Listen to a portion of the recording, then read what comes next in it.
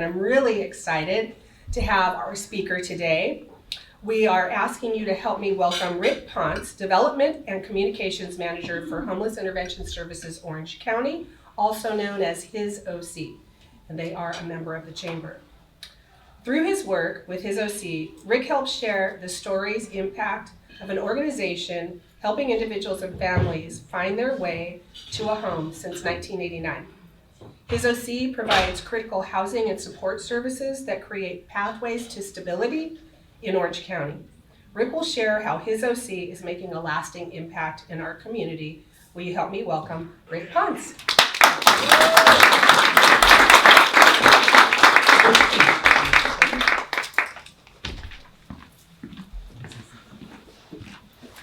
All right. Hello, everybody. Good morning, Brea.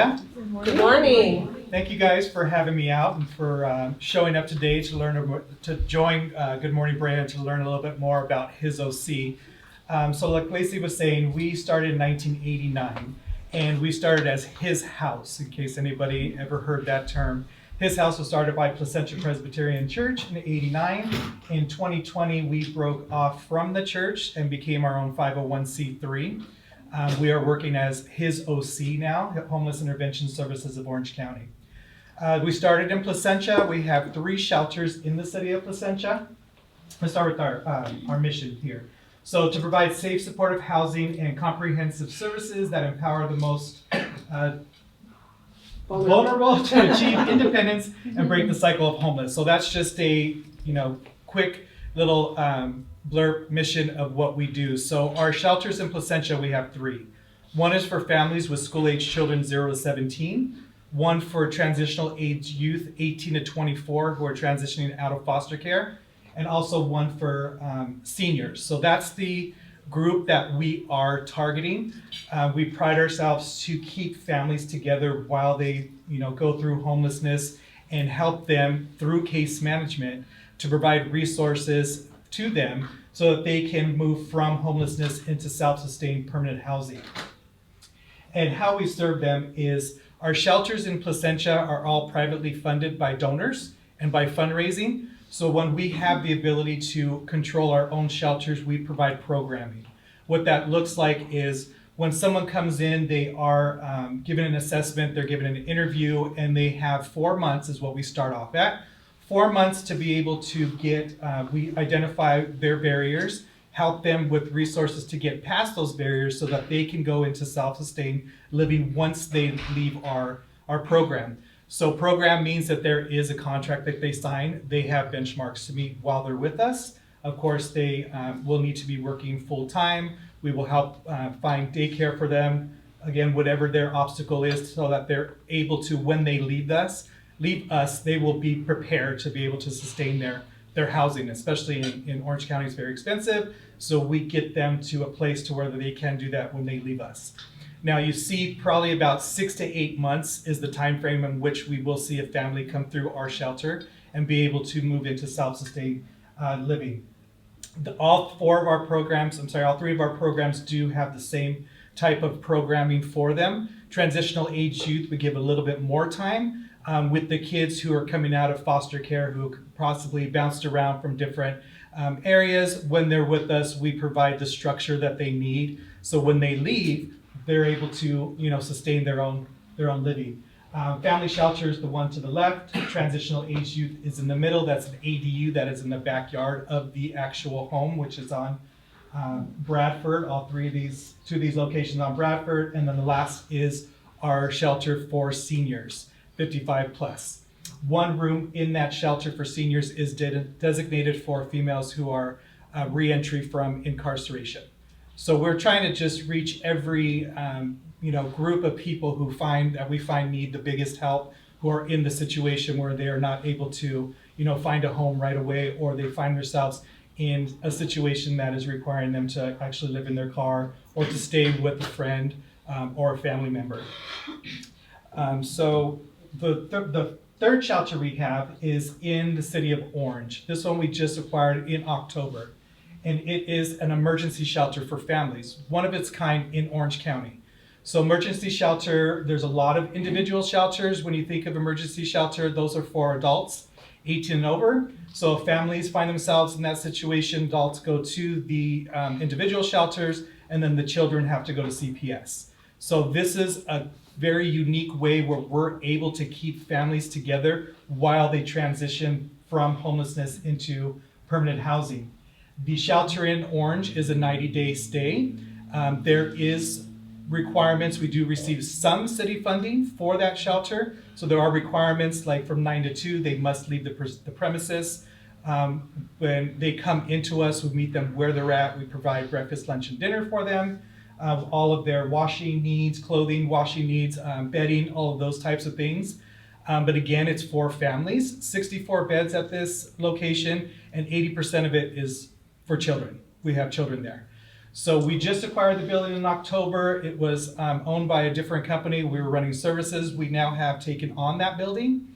And so we are in the middle of a capital campaign to raise $2.5 million in 5 years. Wow. So we have a lot of work to do. We're well on our way, but that's why we like to come to the chambers, let people know what's going on, who we are, what we do, the population that we serve. So if anybody is interested, definitely there's information on the tables there about our shelters, about our programming, and also how to contact us. One other thing we do that I want to mention is that we have CalAIM services.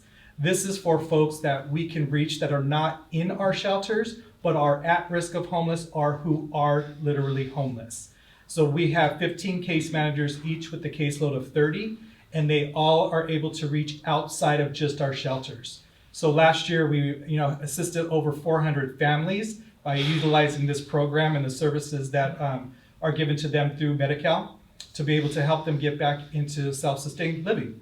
So that is our main goal. We really pride ourselves on the fact that we can keep families and children together while we do this. There's, like I said, a lot of programming for individuals, but the families together and helping the children is really where the need is at.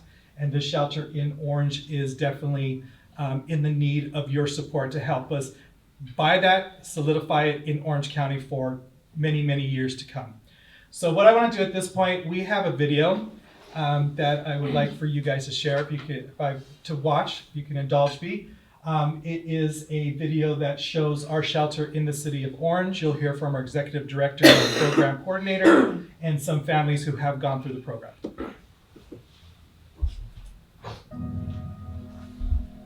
My life before the program, I was living out of my car for a bit. I wasn't going to school. I didn't have a savings account. So if anything, I had like $200 under my name. My son and I were in the streets for 3 years, and we were sleeping in the car, we would sleep in the streets. I had to park where the cops wouldn't, take us or stops us. I felt hopeless. I didn't know where to go or who to ask help. I was always mad at myself and at the world. I would get really bad anxiety, very bad depression, because I didn't want my son to be in the streets, because I thought I was the worst mother, but that was the only place we had at the moment. Medea was my caregiver for my daughters. She was basically our babysitter, and she got diagnosed with dementia. So pretty much overnight, I had to start staying home with the girls, which over time led me to have to let go of my job. When that happened, it was just my husband that was bringing in all a sole provider. I would say probably within a few months, we were asked to leave our apartment because we didn't have the income to be able to sustain the rent. But the thought of not being able to provide a roof over the heads of my 2 young children was starting to work. It was terrifying. I think a lot of people maybe have a different image in their mind of what a shelter is like, but through the 90 days that they're here, we do their intake. We try to get them in as quickly as possible because we understand they're sleeping in their vehicle, they're sleeping in the park, they're sleeping literally in the streets, and we don't want them to go another night experiencing that. There's over 30,000 children homeless in Orange County, and there's a need. We just don't see it, and just because you don't see it doesn't mean it doesn't exist.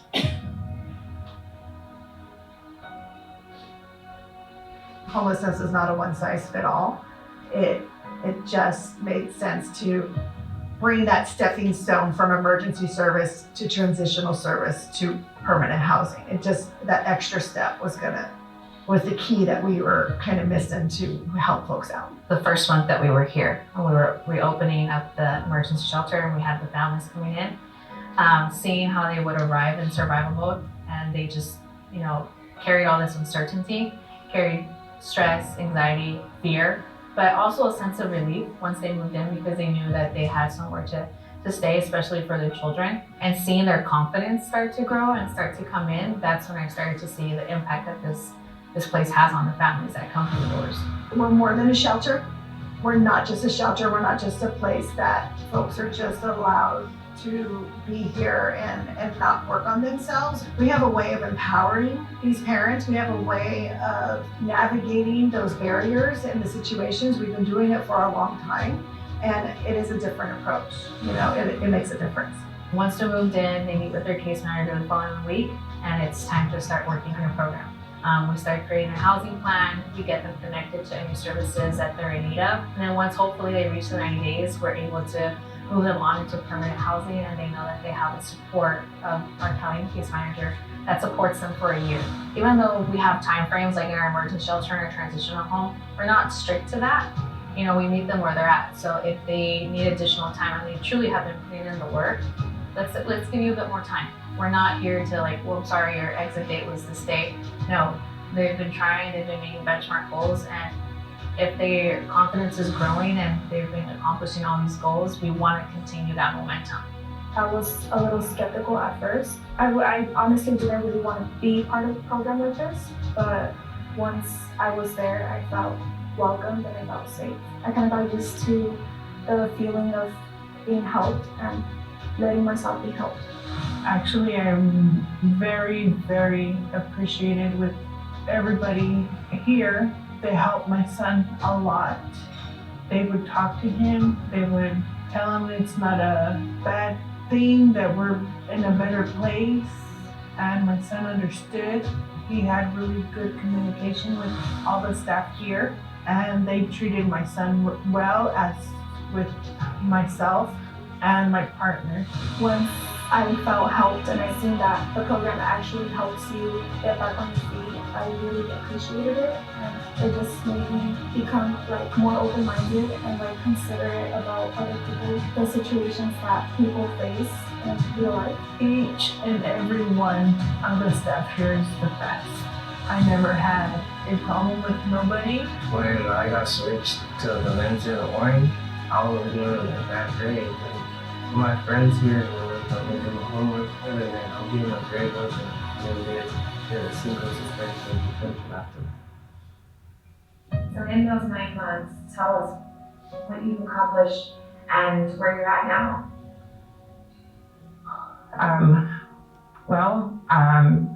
They closed our CPS case, which was an accomplishment that I didn't know would ever happen, and I wouldn't have been able to do it at all.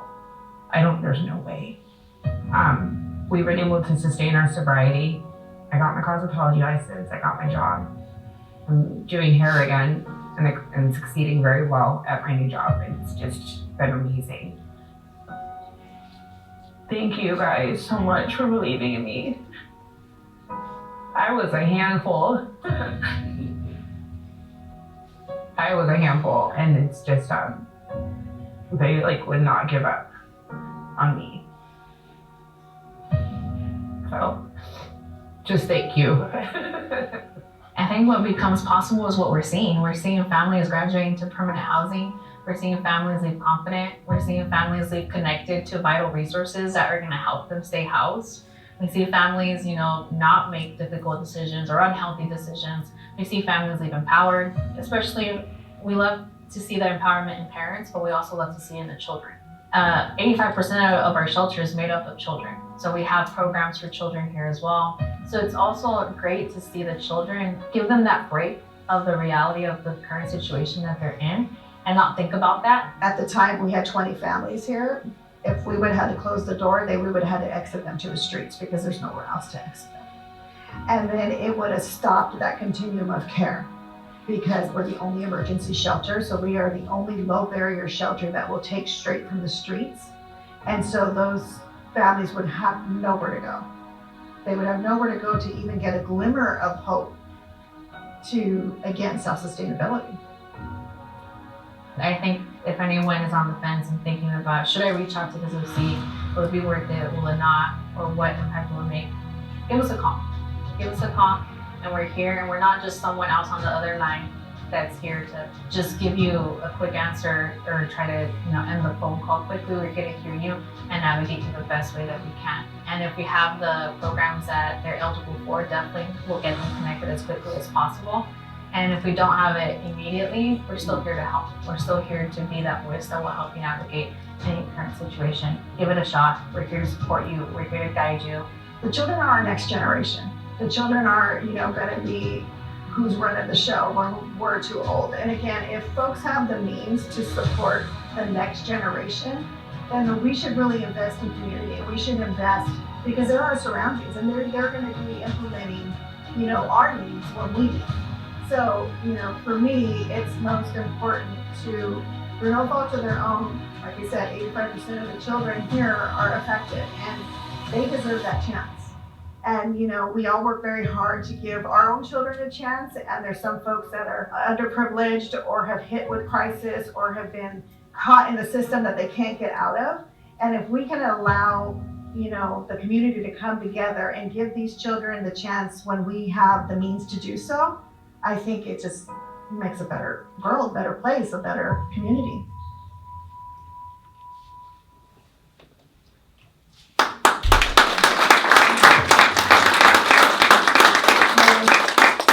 Thank you for that. I really feel the video and hearing from the families who have gone through the program really brings it home at the work that we're doing. So if you're inspired in any way by what you're seeing, please support us. Support us financially. Support us by any events that we have going on. Come out and join us. Volunteerism is huge for what we do. Michaela, who's here with me, she is our new volunteer coordinator just 2 weeks in. But if you have any desire to volunteer with us, volunteer on events that we're having, or if you have an idea of what you would like to come and bring to families to help them get to their self-sustained living, then please let us know. We really would like the support. So thank you so much. If anybody has any questions. I have a question. Sure. Well, a couple of things. First of all, you're 2.6 million over 5 years. You guys can totally do that. I think that's a doable goal. Yes. Let's talk after about how we might be able to help you. Okay. I'm curious about if you partner with other organizations on the rehabilitation of people going back into the workforce, or if you do all that yourselves. We have Working Wardrobes here. Mm-hmm. I don't know if you partner with them. They have some great programming. Or do you guys have your own system for educating, coaching, therapy, all that stuff? How do you get them from non-employed to employable? So all of the above, all the resources that we have are all connections with other nonprofits in the area. A lot of businesses, especially financial institutions, they come out, they'll do financial literacy classes, which is huge for our families so that they can learn how to budget once they leave. If they're living in a car and they're scraping for every penny, now they have a job or maybe 2 jobs now, and they need to be able to, how do I budget my money to be able to survive the hard days or the hard months or things like that.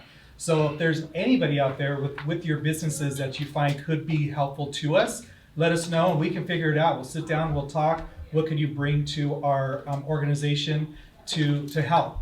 Our care center that you've seen on the television, 64 beds there, 80% are children. We have retired teachers who come out, a science teacher who comes out once a month, twice a month if he can, and just does experiments with the kids. Aww. Something as simple as that will give an hour of time of the kids to not think about what their situation is, and also gives them about an hour for the families, the mom and dad, to kind of sit down without the kids' ears around to figure out what is our next step, what are we going to do. One last thing I want to say about that shelter is that we use it as a system. So if we find a family there who is looking or has the ability to maybe do more of a program, then we can bring them to our shelters in Placentia and start them on that track of self-sustainability, where at the shelter in Orange, we just meet them where they're at. And if they're not ready, that's okay. We will get them there when they are. So. Great. Any other questions?